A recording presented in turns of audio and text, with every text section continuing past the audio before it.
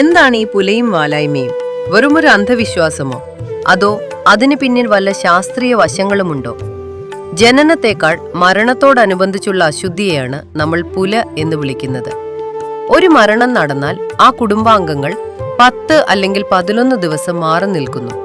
വിയോഗത്തിന്റെ വേദനയിൽ കഴിയുന്നവർക്ക് വിശ്രമവും മറ്റുള്ളവരിലേക്ക് രോഗപകർച്ച ഉണ്ടാകാതിരിക്കാനുള്ള മുൻകരുതലും കൂടിയായിരുന്നു പണ്ടിത്. എന്നാൽ ഒരു കുഞ്ഞ് ജനിക്കുമ്പോൾ ഉണ്ടാകുന്ന അശുദ്ധിയാണ് വാലായ്മ. പ്രസവശേഷം അമ്മയ്ക്കും കുഞ്ഞിനും പൂർണ്ണ വിശ്രമം ഉറപ്പാക്കാനും അണുബാധകൾ ഏൽക്കാതിരിക്കാനുമാണ് ഈ കാലയളവിൽ മറ്റുള്ളവരുമായുള്ള സമ്പർക്കം ഒഴിവാക്കുന്നത്. ഈ സമയങ്ങളിൽ ക്ഷേത്രദർശനമോ ശുഭകർമ്മങ്ങളോ ഒഴിവാക്കുന്നത് ആത്മീയമായ ശുദ്ധി പാലിക്കാനാണ്. ആചാരങ്ങൾ എന്തുതന്നെയായാലും അവയുടെ അന്തസത്ത മനസ്സിലാക്കി പ്രവർത്തിക്കാം.